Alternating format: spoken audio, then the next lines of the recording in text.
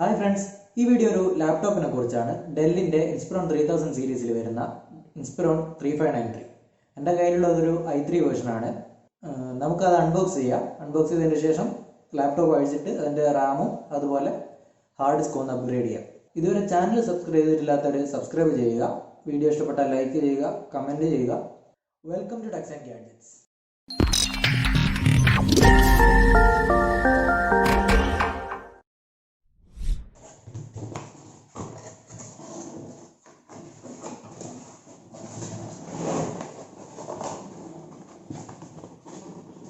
Just നമുക്ക് ഇത് സൈഡാണ് ഫ്രണ്ടിലുള്ളതെന്ന് നോക്കാം. ഇതാണ് ലാപ്ടോപ്പ് വരുന്നത്. ഇത് നോക്കാം. ഇതിൻ്റെ കൂടെ വരുന്നത് പിന്നെ പവർ കോഡ്,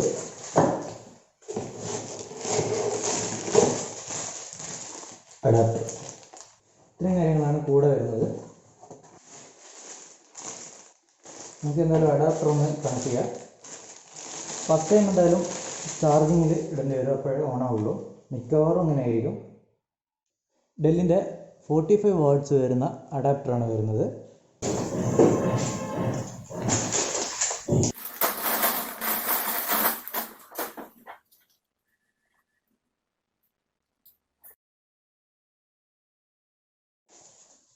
നമുക്കൊന്ന് തുറന്നു നോക്കാം.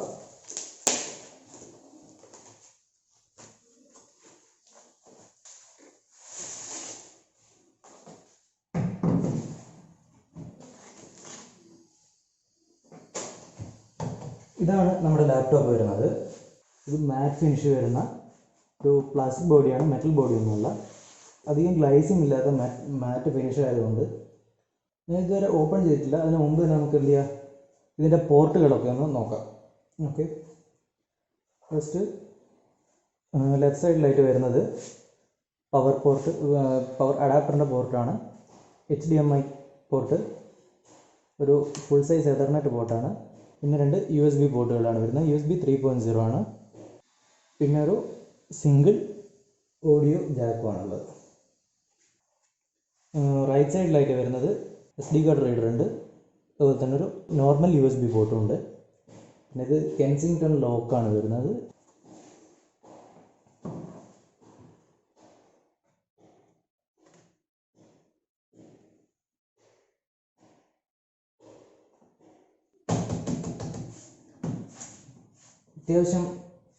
അത്യാവശ്യം നല്ല ക്വാളിറ്റി ഫീൽ ചെയ്യുന്നുണ്ട്. ഇൻസ്പിറോണിൻ്റെ 153,000 സീരീസിൽ വരുന്ന ലാപ്ടോപ്പാണ്. കീബോർഡ് ഉള്ളിൽ നിന്ന് വരുന്നതാകുമ്പോൾ, അതായത് ഈ ബോഡിയിൽ സോൾഡർ ചെയ്തിട്ട് വരുന്ന കീബോർഡുകളിൽ കംപ്ലൈൻറ്റും കൂടുതലാണ്. അതുപോലെ ഇത് റീപ്ലേസ് ചെയ്യാനും വളരെ ബുദ്ധിമുട്ടായിരിക്കും. അതുപോലെ റേറ്റും കൂടുതലാണ് കീബോർഡുകൾക്ക് ഇതിൻ്റെ റീപ്ലേസ് ചെയ്യാൻ വേണ്ടിയിട്ട്. ഇതിന് 1 ഇയറാണ് വാറണ്ടി വരുന്നത്. 15.6 ഫുൾ HD ഡിസ്പ്ലേ ആണ് വരുന്നത്. ഇന്റൽ i3 10th ജനറേഷൻ പ്രൊസസ്സറാണ് വരുന്നത്. അത് i3 1005G1 എന്നുള്ള പ്രൊസസ്സറാണ് ഇതിൽ വരുന്നത്. നമുക്കൊന്ന് ഓണാക്കി നോക്കാം. ഇത് ഇപ്പോൾ വിൻഡോസ് 10 ലോഡഡ് ആണ്.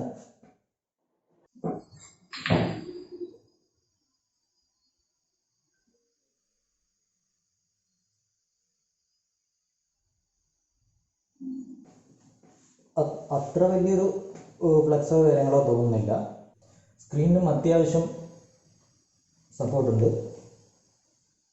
ഇത് Windows 10 home single language preloaded ആയിട്ട് വരുന്ന സിസ്റ്റമാണ്. പ്രോസസ്സർ വരുന്നത് ഇന്റൽ കോർ i3യുടെ 1005G1 എന്ന് പറയുന്ന CPU ആണ്. ഇത് 3.4 GHz വരെ ഫ്രീക്വൻസി ഉള്ളതാണ്. ബേസിക് ഫ്രീക്വൻസി 1.2 GHz ആണ് വരുന്നത്. 4GB Ram, 4GB DDR4 Ram ആണെന്ന് തോന്നുന്നു. ഇപ്പോൾ എന്തായാലും 10th ജനറേഷൻ നമ്മൾ DDR4 റാം ആയിരിക്കും വരിക. ഇത്രയും കാര്യങ്ങളാണ് ഇവിടെ ഉള്ളത്. 10 നാനോമീറ്റർ ടെക്നോളജിയിൽ വരുന്ന പ്രൊസസ്സറാണ് വരുന്നത്. 80 to 88 ഡിഗ്രി സെൽഷ്യസ് ആണ് ഇപ്പോൾ പ്രൊസസ്സറിൻ്റെ ടെമ്പറേച്ചർ വരുന്നത്. പ്രോസസ്സറിൻ്റെ കൂടുതൽ ഡീറ്റെയിൽസ് നമുക്കിവിടെ നോക്കാം. ഇതൊരു ഡുവൽ കോർ 4 ത്രെഡ് CPU ആണ് വരുന്നത്. സോക്കറ്റ് 1356 സോക്കറ്റ് വരുന്ന CPU ആണ്. ഇതിന് 2 RAM സ്ലോട്ടുകളാണുള്ളത്. ഒരു സ്ലോട്ട് മാത്രമേ യൂസ് ചെയ്തിട്ടുള്ളൂ. സിംഗിൾ 4GB സ്റ്റിക്സ് ആണ് യൂസ് ചെയ്യുന്നത്. ഇന്റലിൻ്റെ UHD ഗ്രാഫിക്സ് ആണ് വരുന്നത്. എക്സ്ട്രാ ഗ്രാഫിക്സ് ഡെഡിക്കേറ്റഡ് ആയിട്ടുള്ള ഗ്രാഫിക്സ് ഒന്നും ഇല്ല. ബേസിക് യൂസേജിന് മാത്രമേ ഉള്ളതായതുകൊണ്ട് ആ ഒരു കോൺഫിഗറേഷൻ മതിയാവും. സ്റ്റോറേജ് വരുന്നത് 1TB ഹാർഡ് ഡിസ്ക് ആണ് സിഗേറ്റിൻ്റെ. ഇതിന് ഒപ്റ്റിക്കൽ ഡ്രൈവ് ഇല്ല. സോ നമുക്കിനി ഇത് അഴിച്ചു നോക്കാം. അഴിച്ചിട്ട് നമ്മുടെ ഇതിൽ ഹാർഡ് ഡിസ്കും അതുപോലെ റാമും ഒന്ന് അപ്ഗ്രേഡ് ചെയ്യാൻ പോവാണ്. ഇതിലിപ്പോൾ ഒരു 4GB സ്റ്റിക്കാണുള്ളത്. ഇനി നമ്മളിത് അഴിച്ചിട്ട് ഇതിനകത്തൊരു 4GB റാമും കൂടി ഇടാൻ പോവുകയാണ്. കൂടാണ്ട് ഇതിലെ ഹാർഡ് ഡിസ്ക് ഇപ്പോൾ റിമൂവ് ചെയ്യുന്നില്ല. ഒരു NVMe SSD കൂടി ഇടുക. എന്നിട്ട് അതിൽ വിൻഡോസ് ചെയ്യാൻ പോവുകയാണ്. ഡെല്ലിൻ്റെ ലാപ്ടോപ്പുകളിൽ സാധാരണഗതിയിൽ അഴിച്ചു കഴിഞ്ഞാൽ വാറണ്ടി കിട്ടാത്ത ഒരു ഇഷ്യൂ വരാറില്ല. അതുകൊണ്ടാണ് ഇപ്പോൾ എന്ത് ചെയ്യുന്നത്, ഞാൻ ധൈര്യമായിട്ട് അയക്കുന്നത്.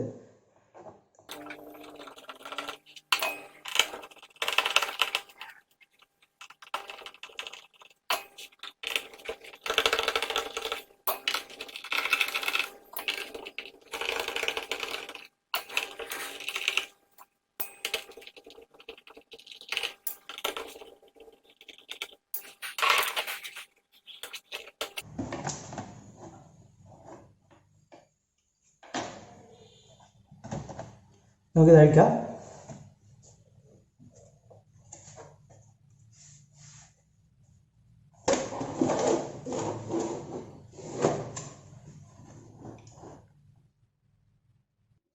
ഇതാണ് ഇതിൻ്റെ പ്രൊസസ്സർ വരുന്നത്. ഇവിടെയാണ് 2 RAM സ്ലോട്ടാണുള്ളത്. ഇവിടെ ഒരു SSDക്കുള്ള സ്ലോട്ട് വരുന്നുണ്ട്.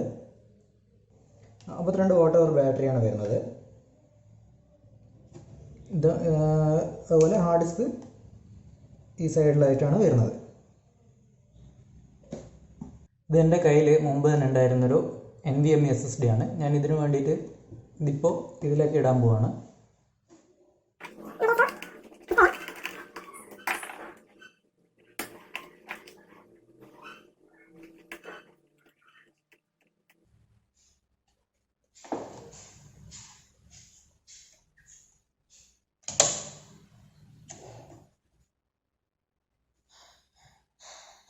ഓക്കെ, എൻ്റെ കയ്യിലുണ്ടായിരുന്ന റാം ഇതിലേക്ക് ആഡ് ചെയ്യാനായിരുന്നു പ്ലാന്. ആ റാം വരുന്നത് ഇതാണ്. 2400 ആണ് സ്പീഡ് വരുന്നത്. അപ്പോൾ നമ്മൾ ഈ ലാപ്പിൻ്റെ റാം 2666 ആണ് വരുന്നത്. അതുകൊണ്ട് സ്പീഡ് കൂടുതലായതുകൊണ്ട് തന്നെ നമുക്കിത് ഇതിൽ ആഡ് ചെയ്യാൻ പറ്റില്ല. ഞാനിപ്പോൾ തൽക്കാലം റാം ആഡ് ചെയ്യാനുള്ള എക്സ്ട്രാ ആഡ് ചെയ്യാനുള്ള ഓപ്ഷൻ ഞാൻ ചെയ്യുന്നതാണ്, ഒഴിവാക്കുന്നതാണ്. ഞാനിപ്പോൾ തൽക്കാലം റാം എന്ത് ചെയ്യുന്നില്ല, എക്സ്ട്രാ ആഡ് ചെയ്യുന്നില്ല. ഒരെണ്ണം കൂടെ കിട്ടുമോ നോക്കിയിട്ട് ആഡ് ചെയ്യാമെന്ന് വിചാരിക്കുന്നു. ഇപ്പം തൽക്കാലം ആഡ് ചെയ്യുന്നില്ല. നമുക്ക് എന്നാലും ഇത് റീഅസംബിൾ ചെയ്യാം.